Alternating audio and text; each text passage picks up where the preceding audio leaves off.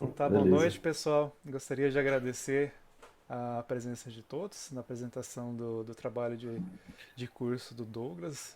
Agradecer ao professor Eberson, ao William, que aceitaram e estão aqui com a gente para poder avaliar e ver o que o Douglas fez no projeto de curso dele. Então, Douglas, você tem, a partir de agora, você tem 15 minutos, até no máximo 20 minutos para fazer a sua apresentação. Tá. Boa noite, só queria ver se perguntar para vocês se estão me ouvindo bem, tá? Se a câmera Tranquilo. tá boa, que eu não consigo ter visão do que tá, né, do meu rosto. Tá tudo bem, tá certo? Tá tranquilo. Aham. Tá Beleza. ok. Boa noite, gente. Agradeço também a participação do William e do Ebers por ter aceitado a banca, por estar me ajudando nesse processo agora. E agradeço também a orientação toda que o Maicon me deu durante todo esse trabalho que eu vou estar apresentando agora. Então, meu nome é Douglas, eu sou formando no curso de Sistema de Informação da Universidade do UFR. E meu tema de TCC que eu trabalhei é sobre o DevOps. Vou dar uma contextualizada. Com o passar do tempo que o software foi evoluindo, muitos solicitantes e usuários começaram a fazer muitas solicitações para as empresas que desenvolvem software. E nisso foi criando, com o passar do tempo, um ciclo de desenvolvimento, porque elas, com base tinha tanta solicitação do software, tantas alterações, tantas coisas que eles pediam, que eles tinham que achar formas de melhorar todo esse processo. E o objetivo geral do meu trabalho é verificar e analisar o uso de prática DevOps no desenvolvimento de software.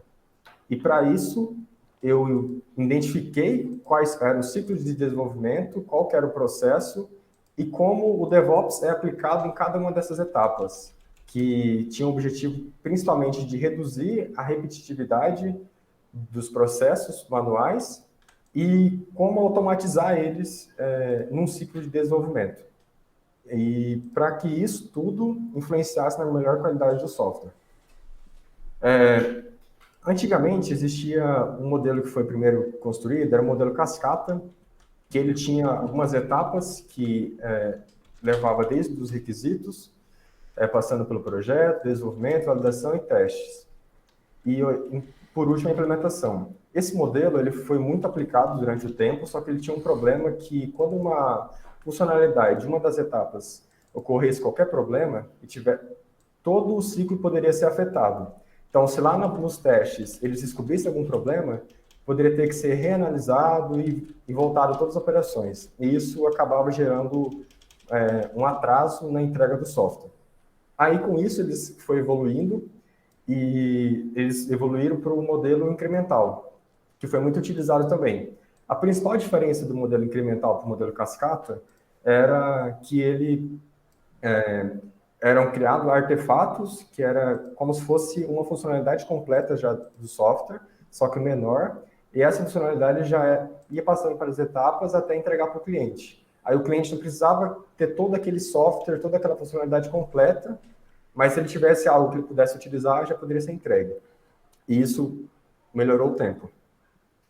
E com isso, foi passando o tempo, um grupo de pesquisadores, eles se reuniram lá em 2011 e criaram um manifesto para desenvolvimento ágil de software. Esse manifesto ele tinha vários pontos que eles se dividiam em 12. E o objetivo dele era tentar reconhecer quais eram os processos do software, que o software passava, e o que poderia melhorar nesse processo, qual que era, que basicamente influenciava mais no menor tempo, na maior interação entre as equipes, na entrega contínua.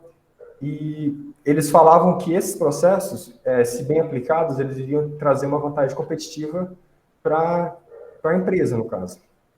E esses processos foram evoluindo até que chegou um momento que Du Bois, que ele é um engenheiro de arquitetura, de software, ele criou um artigo lá em 2008 que ele comparava o modelo de desenvolvimento, os processos que era utilizado no desenvolvimento, e comparava com a operação, que cuidava da implementação do software. E aí ele viu que os dois modelos eles estavam diferentes. E isso influenciava no software inteiro. Enquanto o modelo, que era o desenvolvimento, ele estava conseguindo metodologias ágeis e formas para deixar mais rápido o seu processo de desenvolvimento, já a infraestrutura não conseguia acompanhar o desenvolvimento. E aí isso resultava nas falhas também, nas falhas, nos atrasos, porque ambas as operações e as equipes não estavam se interagindo. Foi com isso, então, que surgiu o DevOps, que é o objetivo da minha pesquisa, que ela influencia principais departamentos de desenvolvimento, de operações de qualidade de software. Que o DevOps, ele prega tanto uma cultura como um movimento dentro da empresa, que pode se ir adaptando, e, basicamente, o DevOps, ele tem os princípios de como que ele pode automatizar, como que ele pode gerenciar melhor aquele processo de desenvolvimento entre ambas as equipes. E aí, tanto o desenvolvimento, como as operações, como os testes, eles têm que trabalhar junto para que o software venha ser entregue com maior qualidade e com o menor tempo possível, e diminuindo, assim, erros. E, basicamente, ele também trabalha com a automatização dos processos, que é repetidos, e para que aumente também a confiabilidade naquele processo de desenvolvimento. Com isso, foi evoluindo também, e a computação, ela era só desenvolvida para clientes, de formas isoladas, foi evoluindo também a computação em nuvem, que foi introduzida lá por Link Leader, que falava das redes de computadores, que os computadores tinham que se conectar para que eles conseguissem resolver mais dados, conseguisse processar mais dados e resolver no menor tempo. E aí foi introduzindo, com o passar do tempo, tecnologias que possibilitavam os servidores se conectarem. Só que naquela época a internet ela não era capaz de transportar essas bandas, esses pacotes, e ela foi mais adotada nos anos 2000, que começou principalmente com a AWS. E aqui a imagem mostra a AWS, a Azure, a Google Cloud, que são os principais provedores de computação em nuvem atualmente.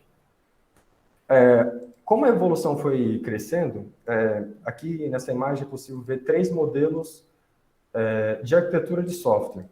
O tradicional, que tinha um provedor, tinha um servidor, que ele executava vários tipos de software, só que acabava resultando que um software poderia influenciar no desempenho de outro software.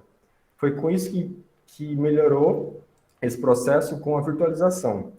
A virtualização, principalmente a máquina virtual, que foi muito popularizada na época, que ela conseguia limitar recursos para o mesmo software. Ela conseguia, por meio do hypervisor, criar um ambiente isolado e falar quantos de RAM aquele ambiente iria ter, qual a memória, e aí isso uma aplicação não ia influenciar na outra. Só que foi evoluindo até que chegou nos containers, que ele é uma virtualização também, só que ele possui os benefícios de ser mais leve que a virtualização com as máquinas virtuais, porque o container ele já contém as dependências necessárias dele para executar uma aplicação e não necessita subir um sistema operacional toda vez que ele vai executar a aplicação. Ao contrário da máquina virtual, que precisa subir todo o sistema operacional e gerenciar esse sistema operacional. Na imagem ali é possível ver o container, ele subiu várias aplicações e todas elas isoladas, e essas aplicações isoladas, ela compartilham com o mesmo sistema operacional que está o servidor. Essa é uma imagem da arquitetura de container que eu busquei lá do Docker Docs, e ela nos mostra como o container é dividido. Ele possui algumas etapas. O cliente, que pode ser eu, o desenvolvedor, que eu vou lá passar instruções para o Docker, que ele vai, por meio do Docker Daemon, ele vai gerenciar os containers e as imagens. E, com isso, ele pode criar uma nova imagem. Nesse caso, é representado a imagem do Ubuntu, que, com base no container, nos dados que tem no container, ele conseguiu criar essa imagem. No começo do meu trabalho, foi complexo entender o que seria o container, mas o container, ele contém todas as dependências que aquele software vai precisar, nesse caso representado pelo Ubuntu, e essas dependências nos ajudam muito a trabalhar em diferentes ambientes. Eu falo relacionado ao ambiente de desenvolvimento ou produção, porque como eu vou criar um ambiente completo ali, falando quais são as dependências, o que vai precisar para executar aquele software, eu vou criar tudo isso em um script. Quando eu mudar de ambiente, for para um ambiente de produção, o ambiente de produção vai ter as mesmas dependências que eu tenho na minha máquina. Isso diminui aquele problema que ocorre quando o desenvolvedor tem as dependências necessárias, só que o cliente não tem. E isso foi utilizado no meu projeto por conta disso, para mostrar que eu consigo melhorar todo o processo e consigo que o meu ambiente seja parecido com o ambiente do cliente. Essa computação em nuvem, ela é dividida em alguns modelos, que basicamente eles se diferenciam no gerenciamento que eu, como usuário, vou ter da nuvem e dos servidores. Eu usei principalmente no trabalho a infraestrutura as a service, eu consigo utilizar ela gerenciando a aplicação, a segurança e todas as conexões de rede, de armazenamento, isso a AWS gerencia para mim. E já existem outros modelos, por exemplo, o Software as a Service, que ele já entrega já um software já completo para o usuário final poder utilizar. Por isso, foi uma forma que eu utilizei a AWS, que ela possibilitava eu gerenciar aquilo que eu necessitava gerenciar e utilizei alguns recursos da AWS. Nessa imagem representa vários recursos que a AWS tem de computação em nuvem. Essa imagem também representa a distribuição de servidores e de conexão que a AWS tem. No meu caso, no meu trabalho, foi utilizado um servidor lá dos Estados Unidos, da Virgínia, que daqui eu consegui gerenciar todos os recursos que a aplicação teria e também gerar uma disponibilidade grande para todo o mapa que é apresentado, porque na AWS é possível gerenciar caso um servidor venha sair fora do ar, ou o servidor vai assumir essa responsabilidade daquele servidor que saiu. Aí o que foi realizado? Eu desenvolvi uma aplicação front-end, back-end, de prestação de serviço. E eu gostaria de apresentar rapidinho essa aplicação. Estão conseguindo ver? Sim. A aplicação, ela está hospedada aqui, num serviço da Amazon S3, e ela possibilita um usuário se cadastrar como um consumidor, preenchendo o nome, as informações aqui, ou se cadastrar como prestador de serviço, e ela possui também as outras funcionalidades. Essa aplicação, ela foi idealizada para que aproximasse o prestador de serviço dos clientes, que eles pudessem conectar mais. Para isso... Tá travando? Para mim tá travado. Agora começou a voltar. Tá bom. Estão conseguindo me ouvir bem? Agora sim. Sim, sim. Sim. Beleza. Pode continuar. Por exemplo, aqui, eu vou cadastrar um prestador de serviço, vou fazer um exemplo, vou cadastrar um Weberson, por exemplo, colocar assim, 1, 2, 3, Weberson, e vou cadastrar aqui. Toda essa interação aqui, essa hospedagem, já está na AWS, banco de dados também, e todo o pipeline que eu vou descrever a partir dessa aplicação. Após cadastrado, vai ser apresentado os prestadores de serviço e alguns recursos. Vou voltar aqui. Eu utilizei essa aplicação para conseguir desenvolver as metodologias, as práticas DevOps, e ela me ajudou a descrever isso. Qual que é o caso de uso da aplicação? Como é que ela é utilizada?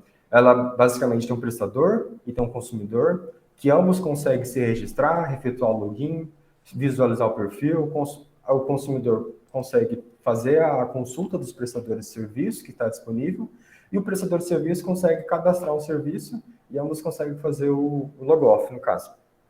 Isso é o caso de uso principal da aplicação. E qual que é o fluxo de tarefas que utiliza de DevOps, nesse caso? Quando o usuário ele faz a consulta, a AWS ela gerencia a consulta no endereço no navegador. A AWS ela vai procurar com o sistema de gerenciamento de rotas dela, o Route 53, e vai buscar lá onde que está a minha aplicação. Nesse caso, eu utilizei um serviço de armazenamento que se chama S3. Lá eu hospedei minha aplicação, que eu desenvolvi com React, e quando essa aplicação ela necessita fazer uma consulta no banco de dados, ela mesma ela faz uma requisição para o back-end, que eu utilizei o serviço Elastic Beanstalk. Esse back-end está também conectado no serviço da AWS, o RDS. Esses serviços estão todos na nuvem e possibilitam para mim um gerenciamento muito grande. E qual que é o pipeline que foi desenvolvido? O planejamento foi quando eu planejei qual seria a aplicação, a codificação, que eu desenvolvi com Node no back-end, utilizando na minha máquina local o PostgreSQL como banco de dados, e no front-end foi utilizado o React, que é uma biblioteca do JavaScript, que eu consegui criar a interface que foi visível antes. Esse pipeline que o DevOps contempla, que é um pipeline chamado de CI/CD, que é Continuous Integration e Continuous Delivery. Ele possibilita que quando um desenvolvedor consegue desenvolve uma aplicação, desenvolve uma nova funcionalidade no sistema, essa funcionalidade, essa integração que fala que essa funcionalidade vai integrar no sistema completo. Então, utilizei para esse sistema de CI/CD, o Travis, que ajudou eu a gerenciar todo esse processo. E aí, o Travis, hoje, ele consegue gerenciar para mim todo esse pipeline de desenvolvimento. Ele faz a compilação do meu código, ele faz os testes automatizados, ele cria uma release e faz o deploy que está interligado lá na AWS, que aí é feito o deploy. Essa imagem aqui representa muito bem o que eu acabei de explicar, o ambiente do desenvolvedor, que é interagido com o GitHub, que nesse caso utilizou 2 repositórios, um para back-end e para front-end, que nesse cenário eu utilizei para que quando fosse aplicar os conceitos de DevOps, de testes automatizados, eu consigo isolar e fazer o deploy separado das aplicações. Então, a aplicação do front-end não depende do back-end para fazer o deploy. Nisso, o Travis ele fica gerenciando o meu GitHub. Quando ele gerencia o meu GitHub, ele fica monitorando a branch master, que nesse caso aqui eu estou na minha branch, que é uma ramificação do código. Existe o código que está lá no cliente, que também é a branch master, que quando eu faço alteração, eu não faço direto a alteração para o cliente, eu faço alteração numa ramificação. Mais 2 minutos, Douglas. Tá. E aí o Travis, ele gerencia tudo isso para mim, e quando ele gerencia, ele cria para mim, ele envia, ele vai executar os testes, vai executar todo o Docker que foi criado nessas aplicações, e aí ele envia para mim lá para a AWS. E quando ele envia para a AWS, essa comunicação foi feita em variáveis de ambiente. Os resultados. Como eu criei 2 repositórios, eu consigo isolar um dos ambientes, esses scripts de automação, eles podem ser facilmente replicados em outras arquiteturas, isso que eu realmente percebi. Eu consigo também benefícios do Sequelize, que foi um software para mapeamento de banco de dados. E aí eu consegui, na minha aplicação, utilizar alguns tipos de banco de dados, que na AWS eu utilizei o RDS, e no meu computador eu utilizei o PostgreSQL, sem ter que alterar nada de SQL. Os testes automatizados possibilita eu ser implantado também em vários outros sistemas, só alterar um pouco do script, e tudo esses benefícios obtidos com o DevOps possibilitam uma flexibilidade muito grande no meu software para que eu possa gerenciar ele em diferentes ambientes, para diferentes tipos de cloud, e principalmente diminuindo o tempo de entrega do software para o cliente, já que ele consegue, de uma forma automatizada, executar todo o processo que antes era executado por um humano, e nesse caso ele é executado de forma automatizada que com isso eu ganho os benefícios do tempo de entrega, da confiabilidade em todo o meu processo e possui várias outros pontos, como o Travis, o gerenciamento dele, quando ele verificar que houve um erro no teste, que ele não vai mandar isso lá para o usuário, ele já vai tratar ali, já vai criar uma issue lá no GitHub, e aí essa issue eu posso olhar, tem que arrumar essa parte do código, tem que arrumar isso. E aí cria um pipeline muito confiável para o desenvolvimento. E também, com as variáveis de ambiente que eu utilizei nessa aplicação, eu consigo fazer uma migração de nuvem, migrar banco de dados, migrar várias coisas do meu software com baixa alteração. Acho que seria isso. Bom, obrigado, Douglas. Obrigado. Foram 21 minutos de apresentação. A gente vai dar início agora à parte de argumentação. A gente vai começar pelo William. William, primeiramente, obrigado por você gentilmente aceitar o nosso convite e participar da avaliação do projeto do Douglas. Por favor, fique à vontade, você tem 10 minutos para fazer suas colocações a respeito do trabalho. Obrigado. Obrigado, inicialmente, obrigado pelo convite, né? Então, já vou um pouquinho pelo tema aqui. É um tema bem interessante, algo que eu acho muito interessante. Esse ambiente da AWS, você já utilizou anteriormente? Eu creio que não, né? Você é um ambiente novo para ti. Eu ia dar uma sugestão, né? Como o seu ambiente é bem, como se diz, simplificado, a gente poderia trabalhar na AWS a questão do ECS, né? Que é o Elastic Container Service, juntamente com o ECR, que é o Elastic Container Reposer, né? Que seria, em vez de você utilizar o ambiente Docker, Docker Hub, né? Você poderia criar uma imagem e nessa imagem o próprio ambiente da AWS gerar toda essa estrutura de containers, né? Mas é uma sugestão. Mas eu achei muito interessante, né? Até para você ter essa noção, acho que é o primeiro momento que você teve uma visão realmente dessa questão de DevOps, né? Sim. Desde o processo CI de container Continuous Integration, né? E também da parte do deploy. Mas assim, eu achei interessante o projeto, né? E é o que eu posso dizer. O Travis ali é algo novo que eu vi, assim, fora um pouquinho do ambiente da AWS, porque eu tenho mais essa já utilização, né?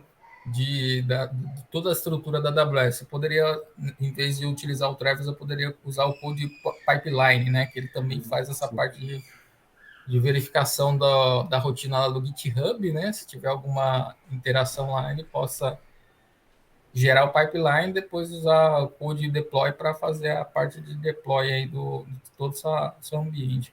Mas show de bola, cara. Eu gostei. Dei uma lida aqui rápida por cima de toda a estrutura que você montou aqui do seu projeto. É basicamente isso que eu queria mostrar, o que eu achei do seu projeto. Obrigado. Obrigado, William. Nada. Agora o professor Eberson. Obrigado, Eberson, por também gentilmente aceitar o nosso convite e participar da banca do Douglas. Por favor, fique à vontade para fazer essas considerações e questionamentos.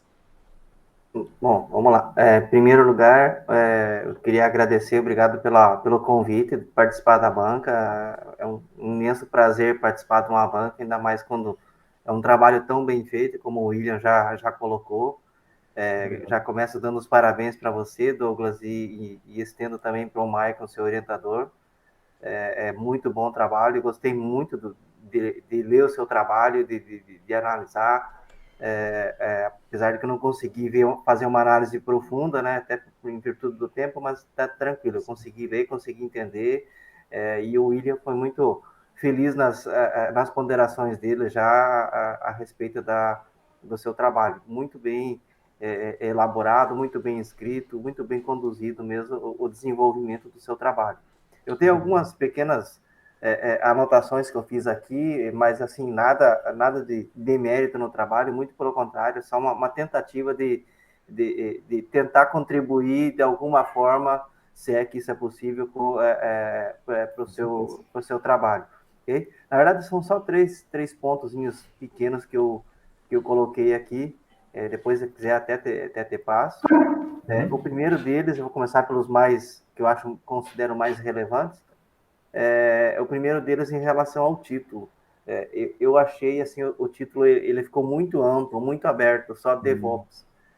Talvez, não sei se você pode conversar com o Michael depois, talvez uma sugestão, por exemplo, DevOps, 2 pontos, um estudo de caso. Você fez um estudo de caso, aí você restringe um pouco mais o espectro de ação do seu trabalho, da sua aplicação, né?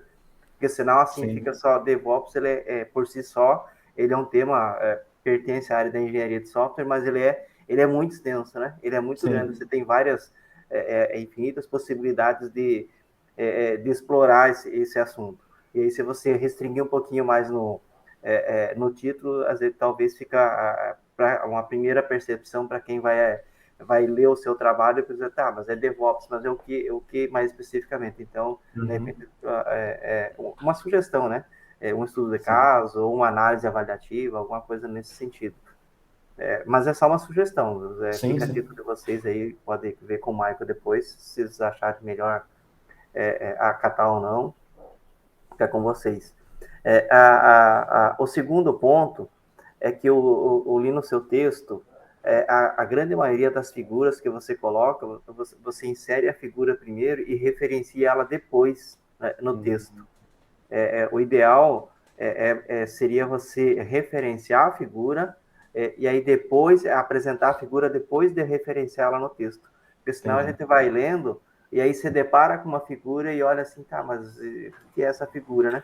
Aí depois que você tenta interpretar a figura, depois lá na frente, aí mais para frente, aí vem o texto explicando a figura. Você fez certinho os textos, explicando, referenciando a figura, tranquilo, mas daí o leitor tem que voltar de novo para a figura, tá, agora eu vou voltar, daí consegue ter um melhor entendimento da figura, da imagem.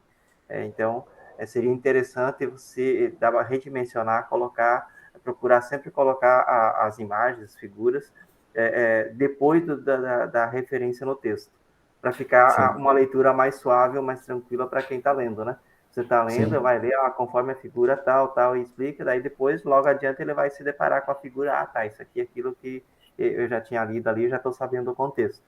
Fica mais fácil. E o terceiro ponto é uma coisa meio bem tranquila para você fazer, é só se você pegar o seu trabalho na página 48, se olhar na página 48, você começou, o último parágrafo da página 48, você começou a escrever ele e você não finalizou. Talvez você estava compilando de partes e cortou um pedaço, aí só dá uma arrumadinha só para questão de perfeccionismo mesmo, né? Se olhar lá, o parágrafo está pela metade, você começa a ler assim, opa, e agora eu pulei para outra página para terminar a leitura e começou outro assunto, outro parágrafo na outra página, né? Assim, é um detalhezinho besta, mas é só para... Não, beleza, página 48, eu vou arrumar. É que eu fiz algumas alterações de outro software para arrumar. Eu imagino que seja uma coisa assim tão simples, mas como eu passei a leitura ali, me chamou a atenção, eu vou anotar para passar para corrigir já, para ficar tudo tranquilo. Sim, obrigado. No mais, era isso que eu tinha para passar. Mais uma vez, parabéns pelo trabalho, muito interessante. Eu só queria fazer uma pergunta só para você, já que fazer o papel de banca, né? Pelo menos alguém fazer alguma pergunta. Assim, a título mais de curiosidade, né? O que te trouxe mais dificuldade durante o andamento do seu trabalho? Qual foi a maior dificuldade no desenvolvimento desse trabalho em si? Até como o William tinha falado, né? Como minha primeira vez fazendo isso aqui, começo foi muito complexo entender como que o Docker trabalha, sabe? Eu até não consegui mostrar, como eu gostaria de ter mostrado algumas partes sobre o Docker, mas depois que eu descobri o Docker, o Mike apresentou as coisas e tal, eu vi como é fácil trabalhar com o Docker. Só que muita gente não trabalha porque, a primeiro momento que você vê o Docker e vê como é que ele cria aquele container, não é algo palpável. E aí ele fica algo muito superficial de você conseguir entender. Tipo, nessa imagem mesmo, fala, o Travis, quando ele executa os testes, as coisas, ele cria tudo com base num container. E aí, quando eu não tinha essa experiência da arquitetura de software, eu não conseguia imaginar como que era aquele container. E aí, acho que isso foi complexo eu entender. Tipo, vamos containerizar a aplicação, essas coisas. Essa foi a parte mais... Essa arquitetura, sabe? De conseguir essa imagem aqui, passar dentro da minha cabeça, como que acontece o fluxo na AWS, essas coisas. Como elas se comunicam. Até o William tinha comentado, né? Eu vi o AWS lá, Code Pipeline, né? Eu vi bastante gente utilizando, parece que é bem muito bacana, que ele faz a mesma funcionalidade, pelo que eu vi do Travis, né? E para mim foi um desafio um pouco maior utilizar o Travis já, tipo, outro software para se comunicar. Então eu criei vários ambientes isolados que eles tinham que se comunicar. Mas aí quando eu consegui entender essa arquitetura, aí ficou muito mais fácil de desenvolver. Acho que para quem lê o trabalho assim e só visualiza ali as imagens, o Docker e tal, não consegue imaginar como o Docker é, porque na imagem aqui ele está todo organizadinho, só que no desenvolvimento ele tipo, bem diferente, assim. Isso foi mais complicado. Captar e entender a arquitetura, mas depois que entende, fica muito mais tranquilo de trabalhar. Legal, Douglas. Obrigado. Bom, de minha parte era isso, Michael, Douglas, William. Obrigado. Tá legal. Só Mais uma vou vez, adicionar um parabéns pelo pouco. trabalho. Oi? Só vou adicionar um pouquinho Opa, aqui beleza. da minha fala. Esse cenário, Douglas, que você propôs, né, é algo ainda inicial, embrionário. Se você observar, existe até a questão não sei se você já viu a ferramenta Terraform, que você monta toda essa estrutura baseado em programação, praticamente. Você monta uma pipeline em código e manda executar, e toda a estrutura é levantada de como se diz, uma mágica praticamente. Mas é lógico, tem que estudar bastante ali para montar, ficar 100%. Mas realmente legal que você teve essa visão aí, como que é, não somente como um programador, né? Que eu vejo bastante situações de não, eu só desenvolvo, mas essa parte de DevOps, essa parte de levantar a aplicação num ambiente de produção, eu já vi muitas situações que o programador não quer mexer ou não tem interesse. O legal é que você agora, nessa conclusão de curso aqui, você tem essa visão, né? Não é somente programar, você tem N áreas agora, né? Você pode programar, mas também pode ser um DevOps. Vou até salientar, o seu orientador é um cara muito bom nessa área aí. Eu tenho um certo orgulho de trabalhar com ele, né? Também estou aprendendo bastante com ele. E assim, é troca de conhecimento. Então, o interessante é você, além de terminar esse curso, você, daqui para frente, no mercado de trabalho, você focar, né? Vou trabalhar com programação, mas também eu consigo chegar em outros horizontes, né? Basicamente, eu queria só ponderar esse ponto, né? Obrigado aí. Uma parte que é bem interessante, né? Só nessa arquitetura, é a questão dos testes automatizados, né? E como eles são desenvolvidos, né? Hoje é uma cultura que eu vejo que muita gente também não se interessa por testes automatizados, mas como ele beneficia todo o ciclo de desenvolvimento, né? Uma alteração que eu faço aqui, eu não preciso depender de outra pessoa, às vezes, para validar aquilo. Desde que meu teste seja confiável, esteja num ambiente ideal, né? Eu consigo validar umas coisas que seria muito difícil validar com uma pessoa, por exemplo. E nem sempre a pessoa ela vai validar aquela mesma funcionalidade que ela já validou antes. E o teste não, o teste ele valida tudo aquilo que você criou, né? Então, se você, às vezes, se eu queria mexer uma coisa lá, eu como desenvolvedor, eu mexo numa coisa lá, às vezes impacta uma coisa que eu penso que não tem nada a ver, né? E o teste não, o teste, se você criar os testes, ele vai validar toda vez aquele processo inteiro, tudo aquela funcionalidade, né? E aí dá uma garantia bem grande, né? Para que aquilo que você mexeu no isolado não impacte no sistema. Legal. Mas agradeço aí as colocações. Obrigado, William, obrigado, Eberson, pelas colocações. Bom, você já tem bastante coisa para anotar do que o William falou, né? Sobre a parte de trabalhos Sim. futuros, toda essa parte aí, se quiser depois trocar uma ideia com o William conhece bem essa parte da AWS. E todos os projetos futuros, né, que você pode depois ampliar o seu projeto e depois colocar no mercado, quem sabe, né?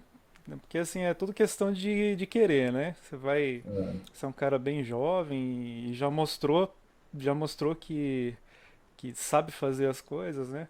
Só nessa figura, só para vocês terem ideia, aqui, por exemplo, ele queria trabalhar com React. A primeira ideia do Douglas era trabalhar com React. Ou seja, ou seja, que ele queria desenvolver aquela aplicação que vocês viram lá, que a gente usou Foi a como minha primeira estudo de proposta. caso. Como a gente usou como estudo de caso. Mas aquilo lá é só um estudo de caso. Ele queria fazer só aquilo lá. Na verdade, assim, não era só, né? Porque era algo que ele ia aprender, React, porque ele não conhecia direito ainda React, ou seja, ia ter que aprender a biblioteca do React, ia ter que aprender JavaScript, ou seja, ali é um mundo já. Só essa parte do React já é um mundo. Então, era o projeto que ele queria fazer. A gente acabou estendendo um pouquinho mais, ele fez o back-end, Node.js. Tá, já aprendeu um pouco mais. Já começou a trabalhar ali com SQLite, já trabalhou com MySQL, Postgres, aí já estendemos lá, SQLite. com Aí, SQLite, bom, já estendemos já para AWS. Aí já começou com RDS, já começou a trabalhar com variável de ambiente, já começou a subir as coisas do Travis, coisa que ele não sabia. Começou do zero também, tudo do zero, vocês foram vendo, né? Tudo do zero. É, trabalhou, precisava subir os testes, precisava comunicar entre os containers, ele aprendeu a fazer isso, comunicou entre os containers para fazer os testes automatizados. Subiu tudo isso automatizado no React, ou seja, você dá um commit, dá um push, o Travis já vai lá, puxa, já começa os testes, fala tá ok os testes, já pode ir para a produção. Nisso já aprendeu a parte da AWS, trabalhar com S3. Então foram várias tecnologias ali que aprendeu do zero e foi do zero. foi subindo as coisas. Então assim, o Douglas demonstrou nesse trabalho que tem uma grande capacidade, pelo menos assim, do que eu vi, né, para pegar as coisas e fazer do início até o fim. Então era um trabalho que assim, a gente sabia que ia ser um trabalho grande, né? E acabou sendo um trabalho bem custoso, né? Mas assim, a gente vê que poucos alunos, mas eu não sei, eu não conheço outro aluno assim que talvez saia do curso hoje e tenha já saiba antes de sair do curso tudo isso que você já viu no seu trabalho de curso. Desde a parte de React, Node.js, RDS, S3, Travis, Git, Elastic Beanstalk, onde você subiu sua aplicação, tudo isso daí, containers, dá para contar nos dedos realmente os alunos. Eu não conheço outro, tá? Mas assim, que sai da faculdade sabendo fazer o que você fez nesse trabalho. E hoje o mercado é isso daí. Você vai no mercado de trabalho, você vai procurar gente, você vai ver anúncio de gente precisando para trabalhar com React, com Node.js, trabalhar com AWS. Toda vaga de emprego está escrito AWS. Toda vaga de emprego. Sim. AWS, experiência com AWS. Então você já saiu com um currículo assim bem recheado de tecnologias assim que você vai ter opção, né, de trabalhar no mercado de trabalho.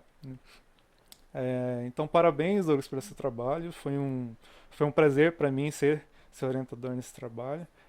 Você caminhou muito bem, boa parte do trabalho, assim, caminhou com os próprios pés, soube correr atrás das informações, de ler, estudar e assim, o seu trabalho ficou ótimo. Para mim, assim, ficou ótimo, né? São Obrigado. raros os alunos, assim, que saem com um trabalho, assim, sabe? No máximo, assim, o cara trabalha ali com React, é uma tecnologia isolada ali, sabe? Agora, os alunos bons vão, assim, são poucos alunos bons que vão se destacando para fazer essas várias coisas que nem você fez.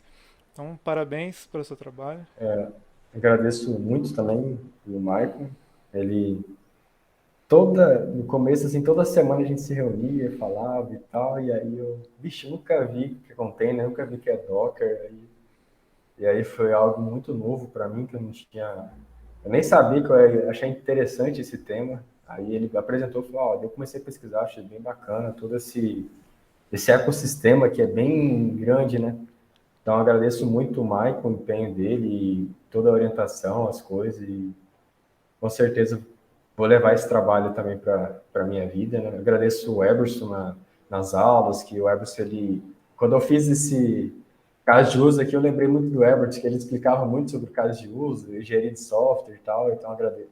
E deu a minha primeira aula de algoritmos 1, então agradeço bastante. O William também deu uma oportunidade grande ali de trabalhar no STI, então, para mim, estar fechando aqui com vocês aqui é um peso muito grande que eu vou levar para mim, sabe? Agradeço demais. Tinha mais coisa que eu gostaria de ter apresentado, mas essa imagem que ela representa tudo, como os testes são automatizados, é um fluxo bem automatizado, que hoje isso agregou demais para mim, e por isso que eu agradeço o Michael de ter sugerido isso, essas coisas, isso agregou muito, que a gente começou só com o React, aí foi envolvendo várias outras tecnologias, e aí foi ficando algo bem grande, assim, que, que eu não tinha conhecimento. Eu não tinha conhecimento que era possível criar essas coisas. Eu sei que tem coisas muito mais avançadas, mas esse pipeline completo, assim, que funciona, que eu consegui ver que funciona, não era só teórico, e isso me agregou muito. Eu agradeço a todo mundo. Obrigado, Douglas. Douglas, eu vou pedir um instante para você que a gente vai se reunir agora, eu, Eberson e o William, para Tá? fazer sua avaliação, tá? Então eu Então, peço tá. que você se retire um instante da sala. Aí eu vou te chamar no WhatsApp assim que a gente concluir a nossa conversa. Eu te chamo no WhatsApp para você entrar de volta, tá? Tranquilo, então. Obrigado. Então tá, obrigado. William. E aí, pessoal?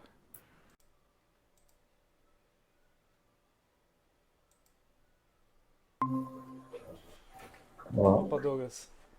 A discussão foi intensa aqui, rapaz. Saiu briga aqui. Uma Mas a vixe, notícia gente, boa e imagina. uma ruim para você. mas a gente chegou Vixe, num veredito aqui. Complicado, viu? Seu caso aí. complicado. Bom, Douglas, é, eu vou ler aqui o. Aqui foi tanta coisa que a gente discutiu, né? Que eu nem lembro mais aqui. Deixa eu ver Vixe. onde que eu parei. Bom, então eu vou ler a ata de defesa, tá? Defesa de trabalho de Tá? curso. A data de 11 de fevereiro de 2022, às 19 horas, via conferência online pelo Meet, reuniu-se a banca examinadora de trabalho apresentado como trabalho de curso em bacharelado de sistemas de informação de Douglas Rosa de Oliveira, intitulado DevOps. Compuseram a banca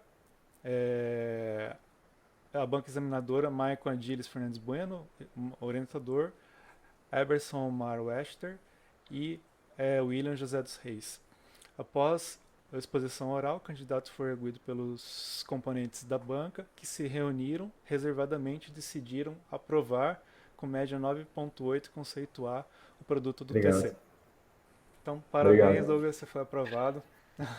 Parabéns, Douglas. Agradeço Muito muito vocês, hein? merecido, muito obrigado Eu pelo que trabalho. agradeço.